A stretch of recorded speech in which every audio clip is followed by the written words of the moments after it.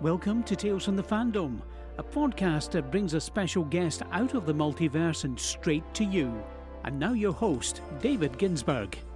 Welcome to Tales from the Fandom, the podcast that brings a special guest out of the multiverse and straight to you. Today's guest is Terry, based in Texas. He is a role-playing aficionado and also into board games, and he owns the company Tabletop Plus. Welcome to Tales from the Fandom, Terry. Hi.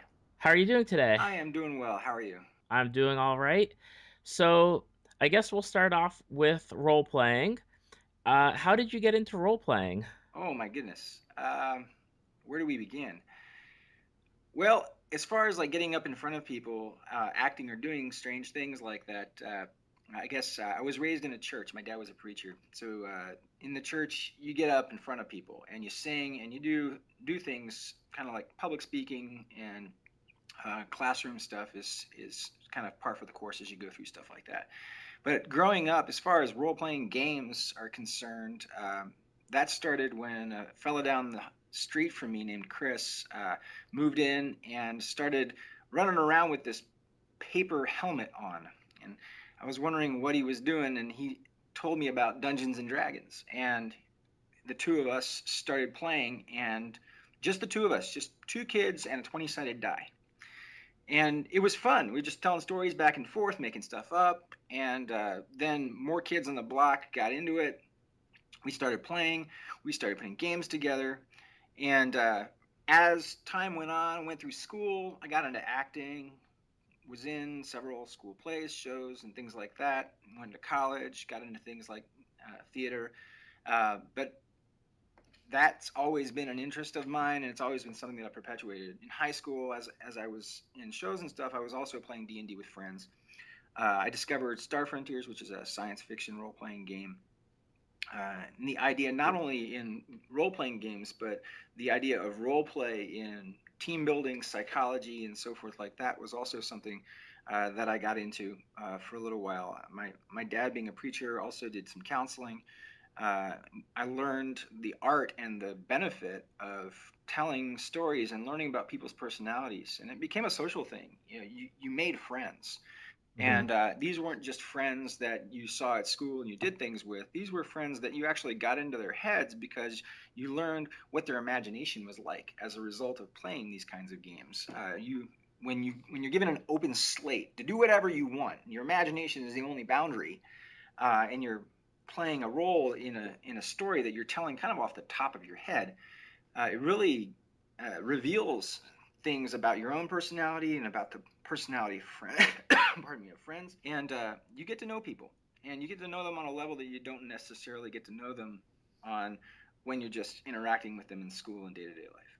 Right. A lot of my closest friends I've made through role-playing, even though we're not at the table together anymore and we've scattered to the four winds across America.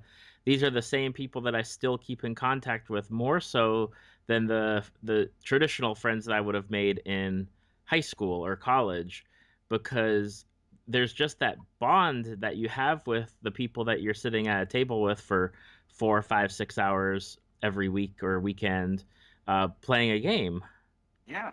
And one of the funny things is when you wrote back about your experience in getting into like playing Dungeons and Dragons, you referenced Stranger Things. Oh yeah, I cannot tell you how cool that show is.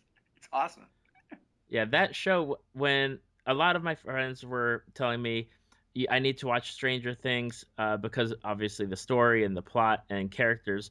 But that first episode when they were playing Dungeons and Dragons, or the analogy of whatever they actually called it, I don't know if they were avoiding copyright with it or not. It was pretty much But D&D. I mean, they had the modules out there, and okay. yeah. So, But that was the first thing that made me interested, was they were playing Dungeons and Dragons back in like the 80s, and that was awesome. yeah.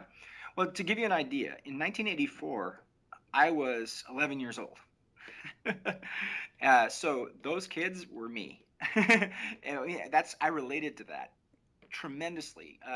I met Chris, this guy down the street from me, when I was 9.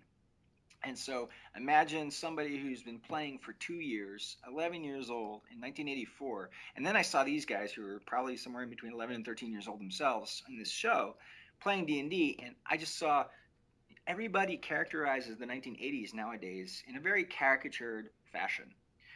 This was a much more realistic view of how things went, in my opinion.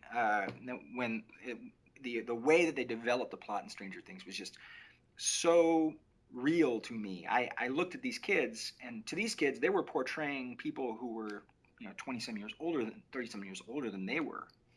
But to me, they were portraying my childhood.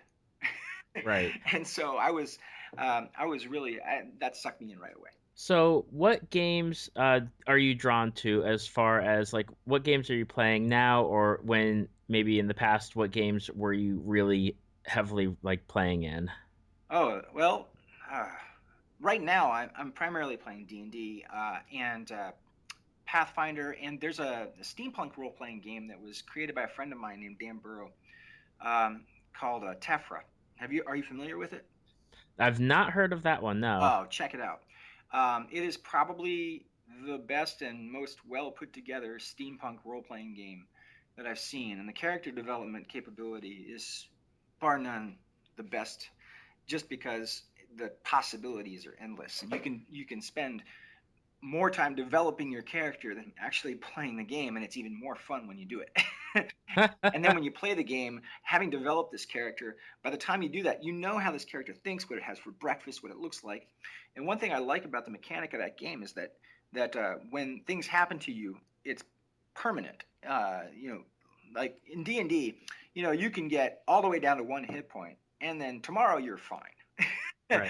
In Tephra, not so much. If you can lose an arm in Tephra, and your character loses an arm permanently. And but the advantage of that is that because it's steampunk, you can create an automaton arm to like go on it that has pop out guns or a sword attached to it or a chainsaw attached to it, like Army of Darkness and whatnot.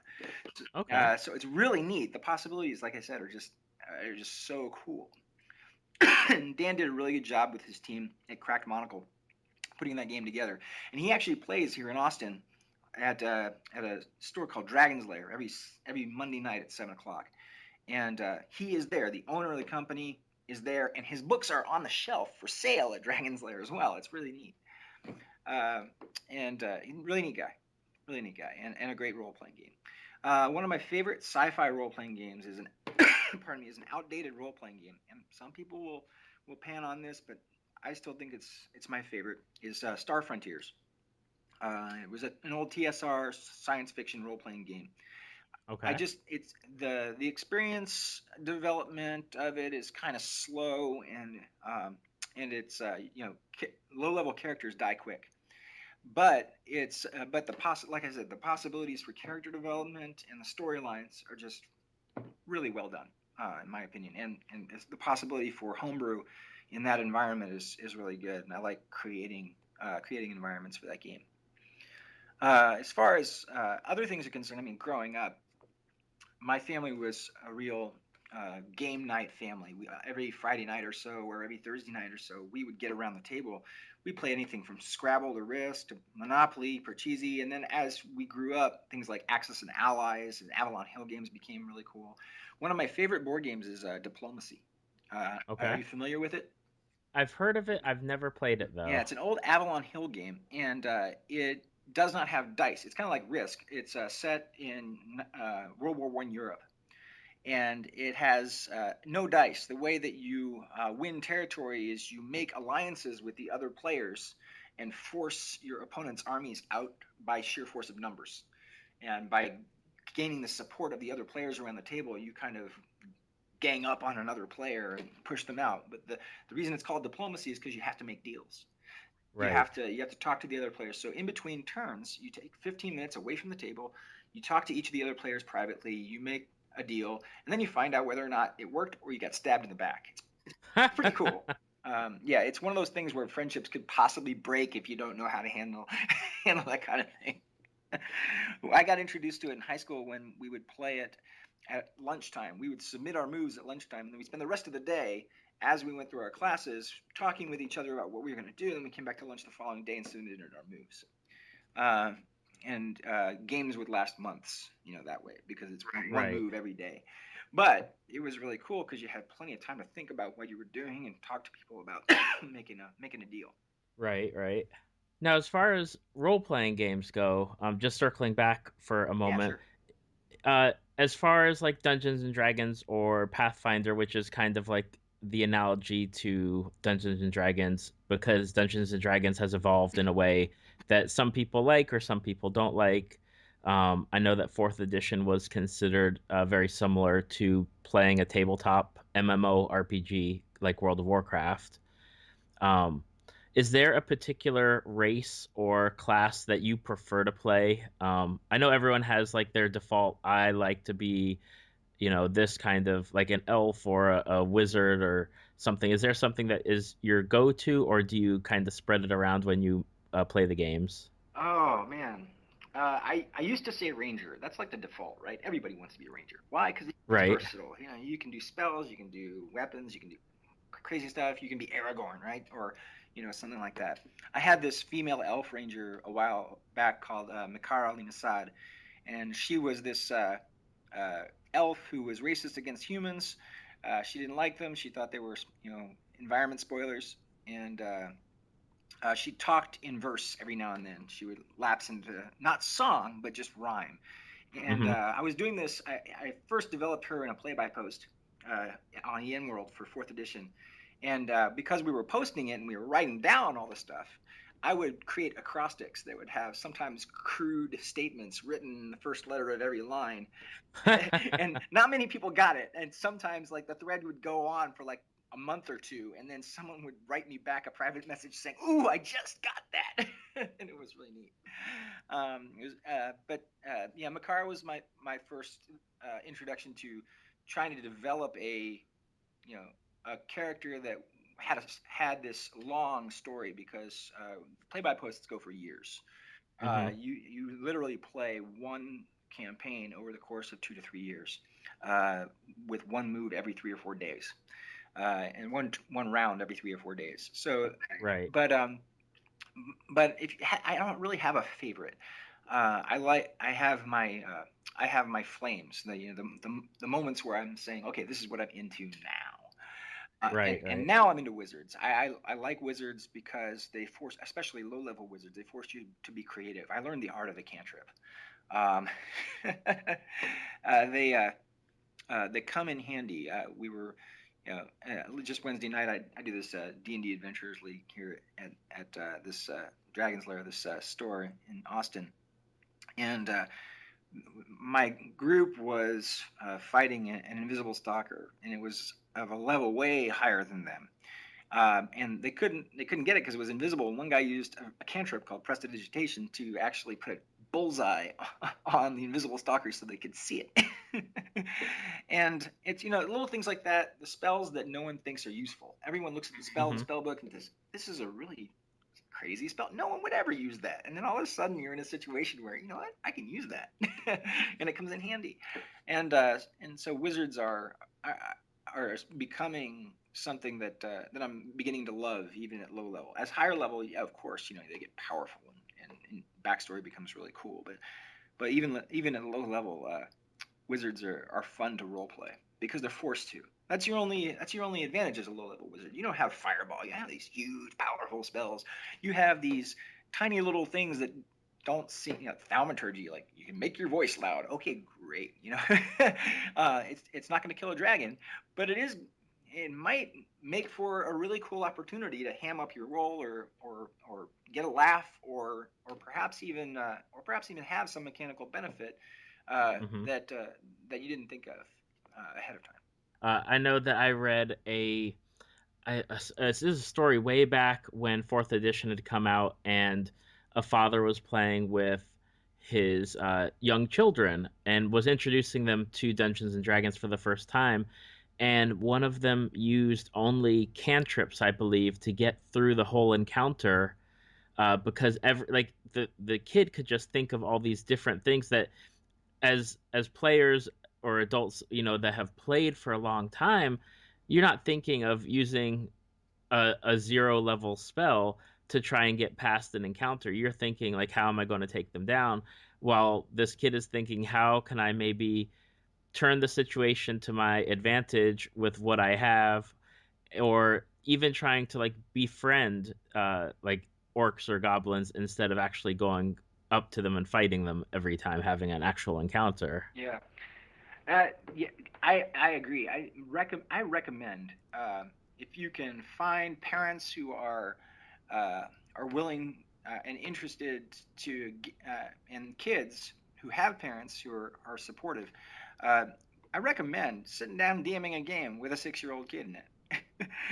It changes the dynamic of the game completely. The kid doesn't know the rules. The kid doesn't know what things should be. I had this 6-year-old kid who was in one of my games. I was at a table. We had 12 players at the table, ranging in age from 6 to 15, and it was absolutely insane because like the older kids were like, they were formulaic. They were like, we're gonna go in here, we're gonna do this and this and this, and the younger kids are like, I want to summon a motorcycle with a sidecar.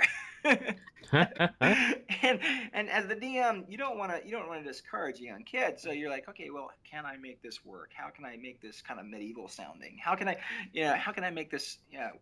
How can I limit this player without discouraging them from having the fun and using and capturing their imagination? Because this imagination that's unbounded, for some reason, leaves us. A. Milne said there's a time in a person's life when for all too short a period, kids live in a wonderful world of make-believe. And oh my goodness, that is so true. And it dies very quickly in the life of a child. I would imagine that by the time you're around 10 or 11, it's gone. And it's a shame. I think D&D brings that back to us all in some way, Mm-hmm. depending on how you play the game. Going from that, I mean, I have 3 kids of my own, so there's a game that came out through Kickstarter from Monty Cook Games, in fact, called No Thank You Evil, and it uses their system that they've implemented in their game settings that they've released, but it's geared much more towards between 5 and 10 is their target audience. Oh yeah. So I'm actually going to be running a game later today with my kids because they're off from school today, and they're really excited because they get to pick out like what they want to be as a character, and it can basically be anything. Like my oldest son wants to be a boy dressed in a pizza costume, and they have stuff that works for that. And then everyone gets like this companion, whether it's like funny, like my middle son has a ninja guinea pig. My oldest son is going to have like this race car, but it takes place in this land of like stories, and basically anything can happen, and they've got like their dice that they're going to roll, but it's like a 30-minute to 60-minute adventure, and it's so self-contained and easy. I'm really looking forward to actually running them through it because they know about Dungeons and Dragons, but just getting them started off on something a little bit easier and then going from that. Yeah. With kids, just running it like a cooperative storytelling game, where the only real rule is that whatever is said, and then you have to kind of build your story on top of what the other players do. Mm-hmm. Is usually it's where I begin, and it's usually what I've found works best. You let the players drive the game with their imagination, and then as incidents occur or opportunities occur, you introduce a particular rule and you simplify it as much as possible, and then you keep going. You find ways. It's not hard to do. It's actually freeing in a lot of ways because you're no longer concerned with looking things up in a book. You're just concerned with making sure you tell a good story that people are going to talk about when they leave.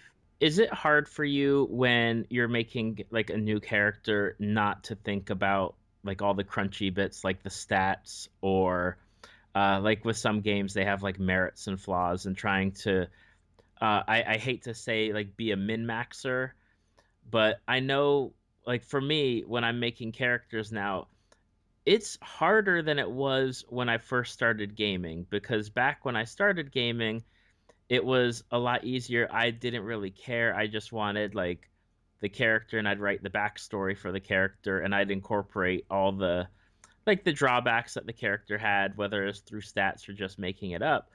But now it seems, and I've been playing since 96, 97, that it just it's gotten harder for me to not to try and get away from that, from either min-maxing the character or like really just being specific on how the character is made and making it so that way um I don't know, like I'm trying, I don't know if you get what I'm saying, like as far as making the Yeah, characters. you're kind of torn between a character that has a really cool story or has a really cool character development and a character that's actually going to survive this dungeon. Absolutely, that's what it is. And for me, it's a matter of what's motivating me. Like if I'm making a character for D&D Adventurers League or something like that, of course I'm gonna like power game it. I'm gonna make sure that this thing can survive and help the rest of the group.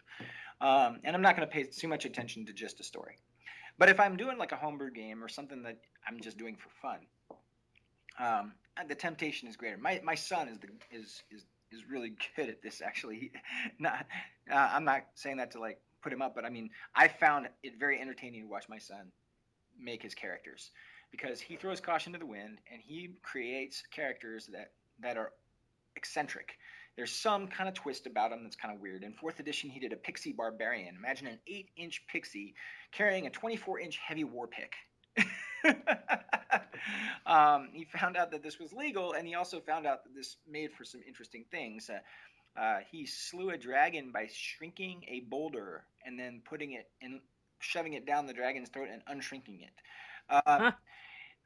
Strange things. He created a wizard assassin multi-class, which, by the way, does not work very well mechanically because you're half level of each one, Right. and your character develops extremely slowly. But he found ways of being the entertainment of the game. As the game progressed, he was the one who was always setting off the traps, finding finding things, and in his case, suffering, being kind of the tragic comic, and but taking on that role of being the guy who finds that trap by setting it off, being the guy who goes into the room that no one else goes into, and playing that role of comic yet clever comic, Right. and sometimes with tragic results, but as far as like his character is concerned, but with very entertaining results as far as the story of the game is concerned.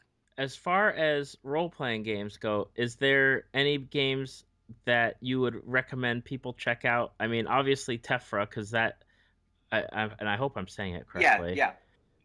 That is one that you're very high on as far as games that people should check out if they're interested in like a steampunk RPG. Is there any others that you'd recommend people take a look at? As far as a couple of things. I mean, the ones I'm going to name are mainstream, just because they're the ones on the shelf. Any of the Savage Worlds segments, if you like that kind of thing, are really cool. I think the Star Wars, the Fantasy Flight Star Wars role playing game, in my opinion, is really cool, and it's a different mechanic than your regular D20 game. What I like about it is that it is even more cooperative in nature than Dungeons and Dragons or anything else like that. It requires the game master and the players to decide cooperatively on the results of what the dice are saying. So you create a dice pool, and the results say that it's not just succeed or fail. It's you succeed with some kind of advantage, or you can succeed with some kind of threat that's occurring to you. So maybe you did unlock the door, but the lock broke and now you can't close it again. Something like that. You have. Okay. But the dice only tell you that yes, you succeeded in what you wanted to do, and whether or not something good happened as a result of your success or bad happened as a result of your success. They tell you good, bad, success, or failure, but they don't tell you what that is, and nor does the module, by the way, in many cases. And so you and the GM have to figure out what that means as far as the story is concerned. And then once you decide that, you move on and you play out that result. And I found that genius. I just thought that was a really cool way of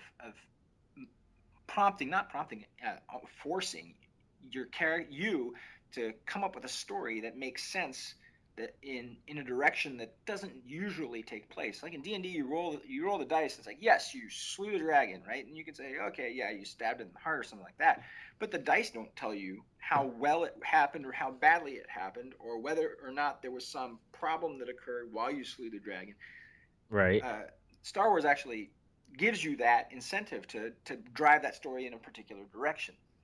I also had the wonderful fortune of being up at a convention called Gamer Nation Con up in Plano, Texas, and I met personally Sam Stewart and Keith Capel of Fantasy Flight. And Sam Stewart, if you don't know, is the primary design leader for Star Wars role-playing game modules, and Keith Capel is a game developer for them as well. And nice guys. And I'm still friends with them on Facebook. Along with a bunch of other people. But I keep in touch with them because their level of imagination is just superb. Right. And that's always something that everyone needs to have for role playing games, is definitely that level of imagination. Because if you don't have it, it makes the game infinitely harder. Oh yeah. Well, if you don't have it, just keep playing the game and you'll get it. It'll come, because people will give you ideas, and then all of a sudden, and you can say, yeah, that's derivative. Well, most stuff is derivative. You get your imagination and your ideas from a combination of your experiences throughout the time of your life. And the older you get, the more rich it becomes, as long as you allow it to bloom. Now, besides role-playing games, you're also into board games. Yeah. And it can be the traditional board games that most people are familiar with, say like Monopoly, or games along those lines, even Axis and Allies. But then, since I'd say the late 90s, early 2000s, board games have become really this new and evolved thing with like Settlers of Catan, or games like Power Grid or Arkham Horror, and it's really just exploded from though like it seems like Catan was that gateway where people would say, hey, you want to play this game? And you'd play this game about trading sheep for wood, or building roads and cities or towns. And then once they were hooked on that, you could introduce them to these other games. Or if they were interested in like Lovecraft, Arkham Horror is definitely a good but very long game to introduce people to. But board games have really exploded, especially now. Like, you can even find these games at Target. Yeah. Well, it used to be like a board game was like a $10 commodity, and all the way up until, recently. I mean, recently for me, I'm 43, so recently for me is anywhere in the last 20 years. But up until, I'm going to say that, Catan was definitely like a place where it hockey sticked. But I would say really the beginning of it was with Avalon Hill and Wizards of the Coast and the whole Hasbro, incorporation thing. Avalon Hill started putting out these games that weren't just your regular board games, Diplomacy, and there were is the most famous of them. But you had Axis and Allies that came out, and then it was like, okay, now these games like Risk, Axis and Allies took Risk, and put it on steroids, and then you had Magic the Gathering was your trading card game, and games just started evolving into a social phenomenon to kind of rival the video game craze of the 80s and 90s. That in early 2000s that continued to escalate as well. That even today is a huge industry. But board games offer you this opportunity to be real and be across the table from somebody doing something that was more complex than just rolling dice and moving pieces.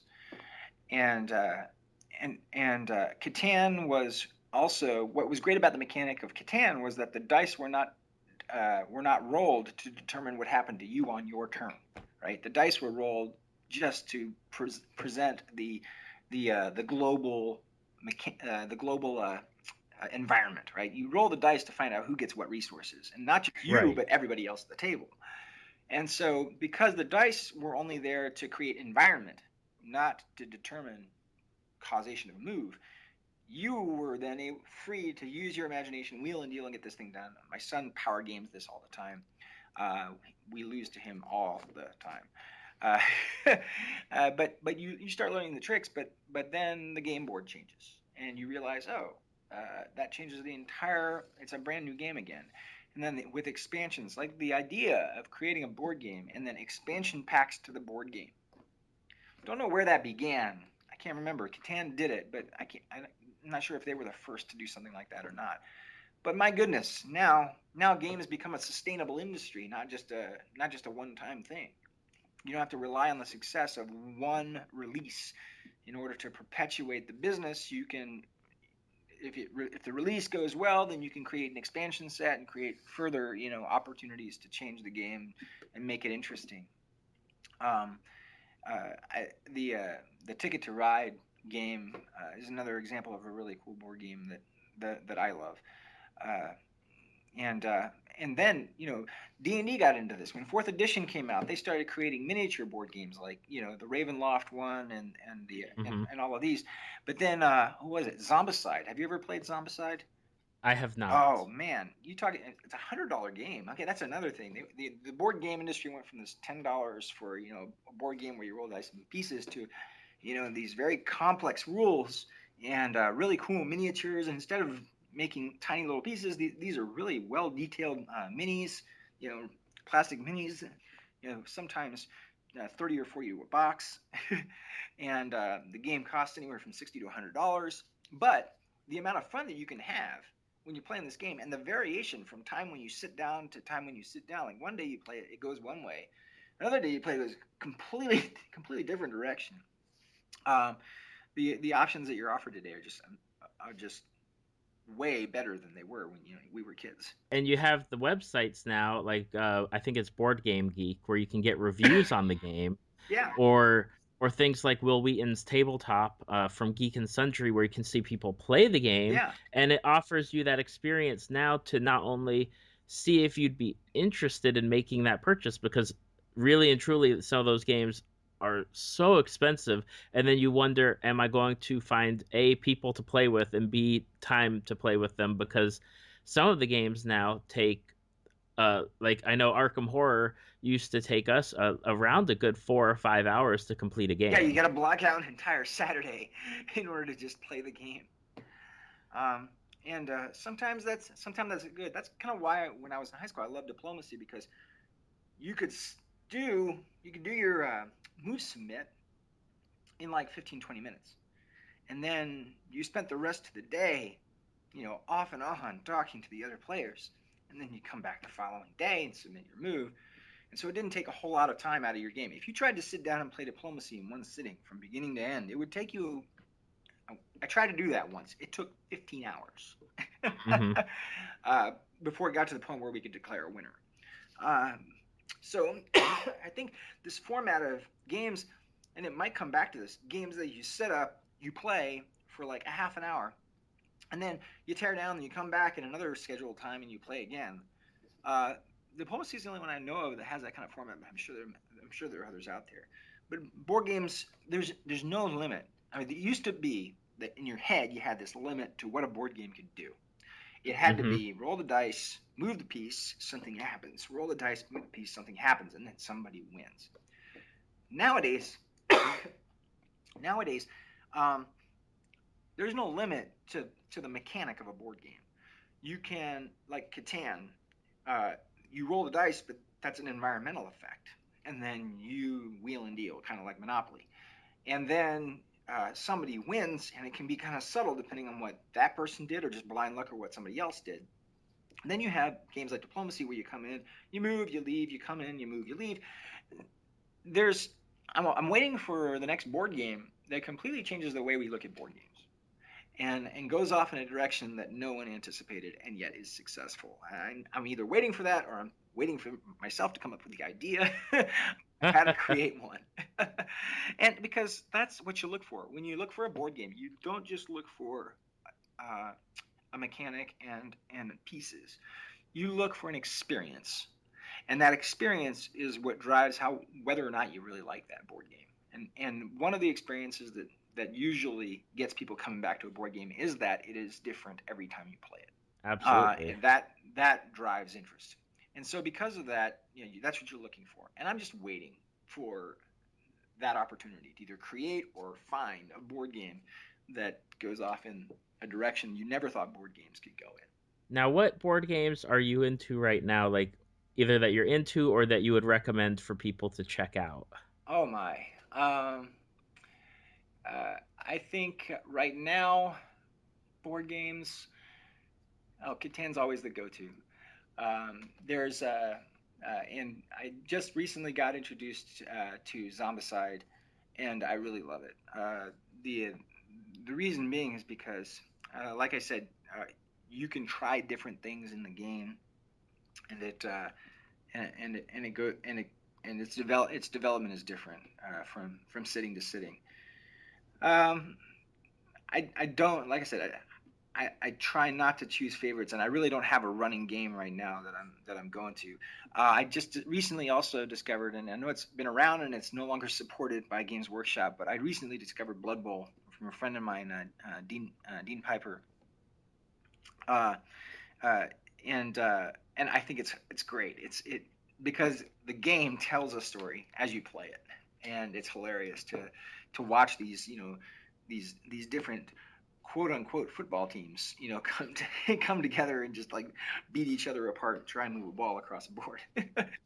Imagine taking D&D and football, but with more of the rules of rugby than football, and or at least imagine somebody who doesn't really understand football trying to create a football game, and then allowing a mechanic of violence to ensue on the football field. And put all that in a miniatures game, and a board game that goes across the table. So I'm probably going to get more into that as it goes. Okay. Now, how I found you to even ask you for this interview was I had posted something on Instagram. I can't even remember what the post was at the time. And you had liked it. And I think I was just like, oh, like I checked out who you were because I was like, oh, that name sounds interesting. And I believe your Instagram name is Tabletop Plus. Is that That's correct? correct. And so tell me about Tabletop Plus because that's like your big thing. Obviously, is this business that you do.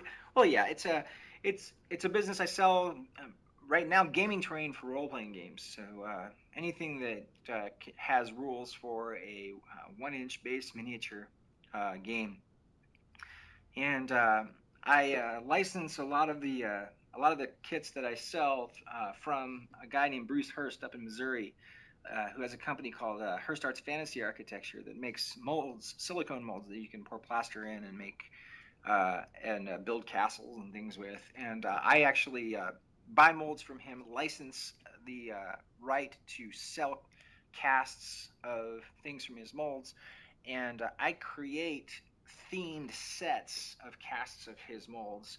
Whereas his molds, if you buy one of them and you cast it yourself, creating a theme or creating a diorama like environment from that is a little bit hard. You have to the cost of entry for doing that is somewhere around anywhere from $300 to $700 before you get enough molds and enough material and enough time to put together something thematic. And so what I did is I held my nose and made that investment, and then created these casts, and then realized, I could create kits that have like a bar and tables and a tavern booth, and a counting house table where somebody's got their money and their mug and their bench and their drawers and stuff like that, and I can put this together and make these little themed sets that people can get for a reasonable cost, as opposed to having to pay for the cost of entry to the hobby.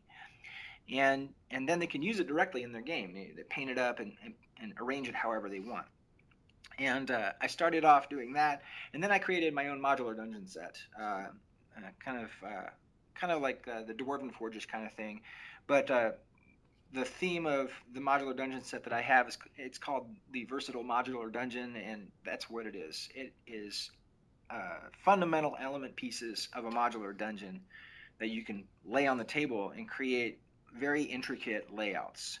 And it's designed to be helpful for people who are creating a one encounter dungeon where the layout is complex or tight, or you don't have a whole lot of room on the table, but you want to make sure that you create an interesting environment for the minis that you're going to be using on the table to depict the action that's going on. And so that's kind of where it started. It started in 2014 when I went to OwlCon in Houston, Texas, at Rice University, and I created these modular dungeon sets and my preset kits, and I created a game that started in high school. It was a D&D campaign where this guy who owns a tavern is running a thieves guild out of his cellar. And what happens is, the players go into the tavern, they spend the night, and they get robbed. The thief runs down into the cellar and disappears, and you got to find out where the thief went. And so there are all these different terrain elements in this tavern cellar, wine racks and tables with money and drawers that have things in them, and I have handouts for what they find in the drawers, and they explore. And what I found was the gaming terrain allowed the players to use their imagination to say, oh, what's under here? What's in this drawer? What's under the table? What's behind that cask? And the players, pardon me, interacted with the environment in a way that if I just drew this on a map, or if I just told them about it in theater of the mind, it wouldn't unlock their imaginations as much. And I found it ran contrary to a lot of the theme where they say, gaming terrain tends to limit your imagination because it doesn't let you picture what's going on. Well, I find a lot of people need prompting. They need some kind of tactile or visual element to spur their imagination and give them ideas, or to put the fear of God in them, one way or the other. It's amazing how much a mundane unlocked door, how imposing that can be to a character who doesn't know that the door is unlocked and mundane. I mean, I've had players spend 45 minutes trying to figure out whether or not a door was trapped before they went through it. Absolutely. And here you have gaming terrain that's on there, and every single thing on the table could possibly be either a threat or a boon. And one of the things that I created was a brainchild of mine of a giant cask that has a secret passage that goes through the center of it. And that was inspired by the Heidelberg Tun. In Heidelberg, there's a castle. In the basement of the castle, there is a huge, huge cask of wine, 223,000 liters of wine. The barrel is so big that it has a dance floor on the top of it.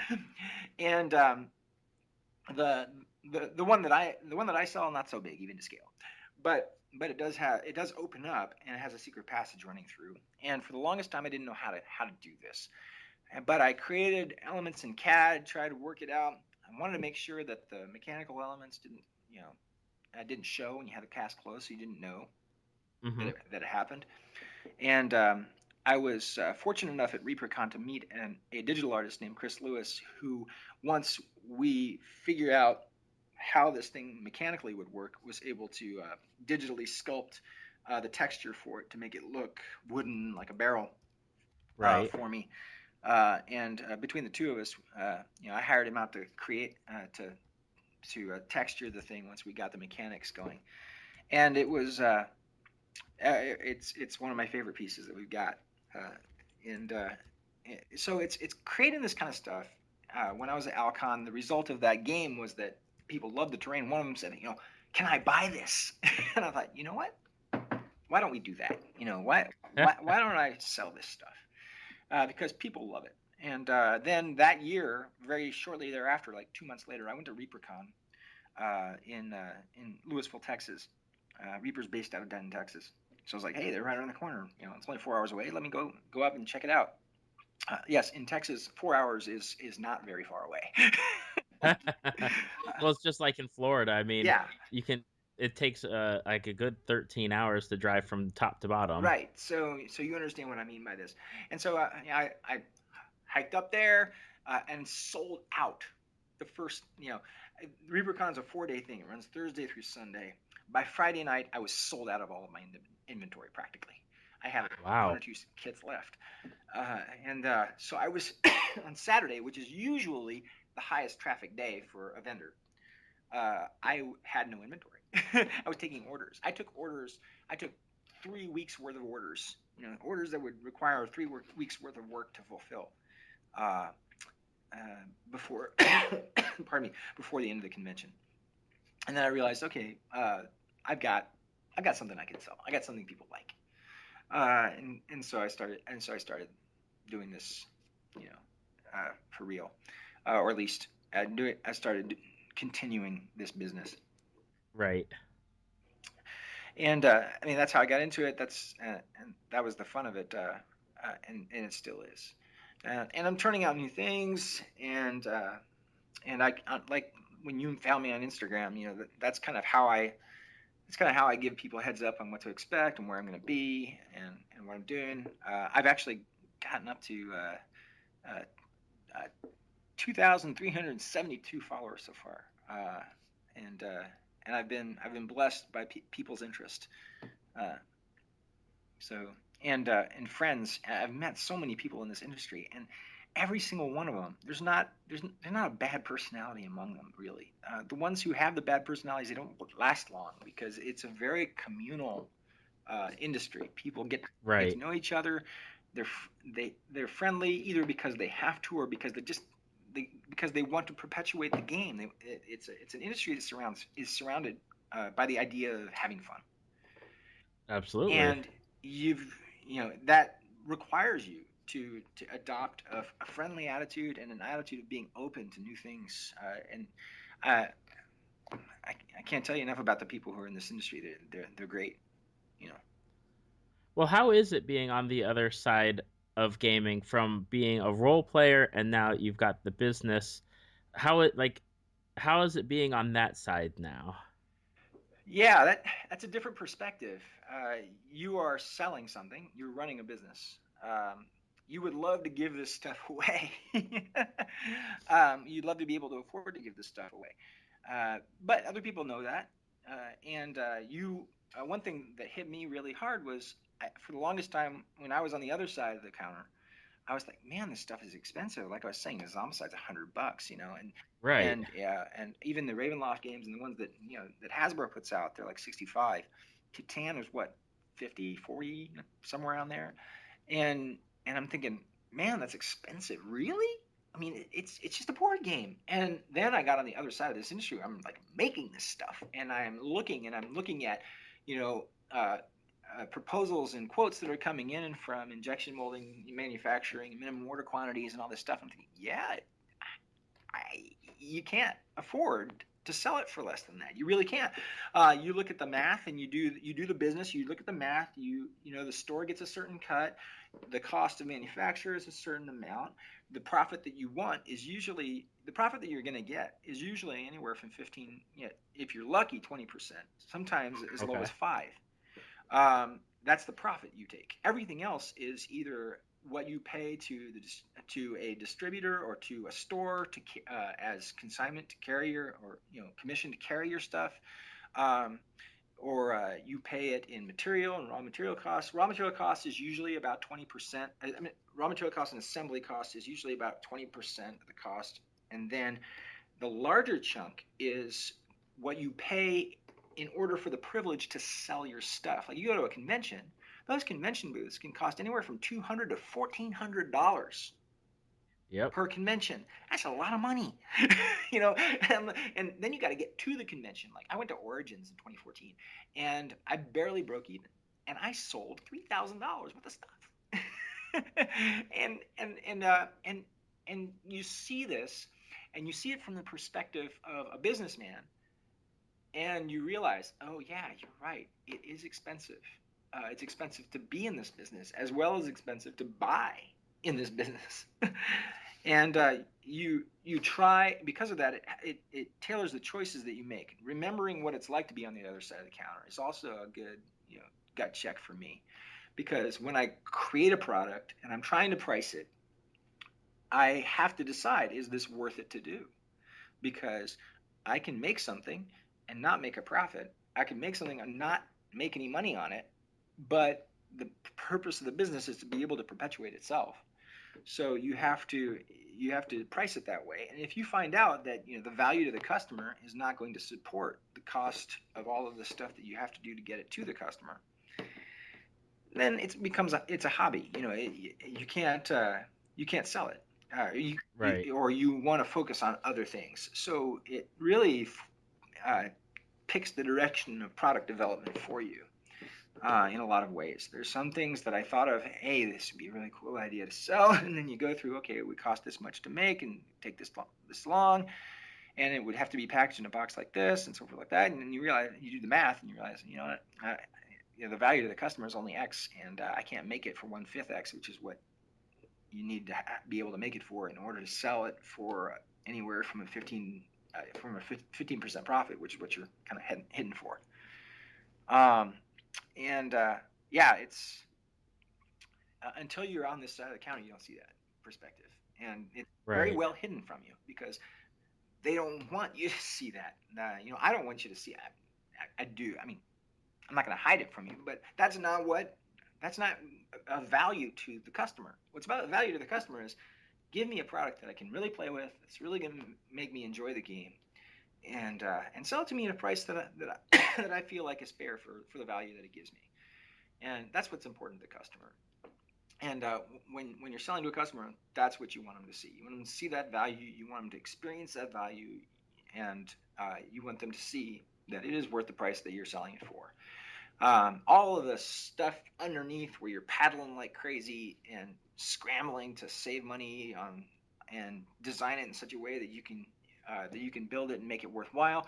All that stuff, that's not something that's important to the customer, but it's important to you for the business. But that's okay. I mean, that's part of being a businessman is understanding. Okay, that's important. This isn't important to you, even though it's important to me. But let's focus on what's important to you. And it really forces you to become a person who is more concerned with the value of the customer and your interaction with the customer than with how hard this is to do. No one wants to hear your sob story, right? It's like, no one wants to hear how hard this is. They want to know how valuable it is. They want to know what benefit it brings. And that's a reasonable expectation. There's nothing wrong with that at all. Where can people find you on the vast internet if they're interested in taking a look at the products that you have? Well, I own the domain tabletopplus.com, so you can go there. That's the easiest one. I sell on Etsy, and you can find me there on Etsy's site, etsy.com. If you do /shop/tabletop+, that's where I am. And you can find me on Instagram, Facebook, Twitter, all under the name Tabletop Plus. Okay, fantastic. And so pick a medium. There's plenty of them out there nowadays. Yeah. Well, Terry, thank you so much for taking the time out of your schedule to record with me. It's been fun. I like getting to talk to, I get to talk to a lot of people, all walks of life at this point, but I really love getting to go back and talking to gamers, because that's one of those things where I'm just so in love with it. I'm still in love with it. I don't get to game as much as I used to, but it's one of those things where I think like that gaming community is so tight that if you talk to any gamer, like you always have those shared interests and experiences. So thank you so much for the time. Oh, well, thank you very much. I appreciated the opportunity to talk with you. This is great, and I wish you the best of luck throughout your gaming, throughout life. Thank you for listening to Tales from the Fandom. Subscribe to us on iTunes or your podcast app of choice. Follow us on Facebook at www.facebook.com/talesfromthefandom to see photos, links, leave feedback, and check out upcoming guests. If you'd like to be a guest, email David at talesfromthefandom@gmail.com.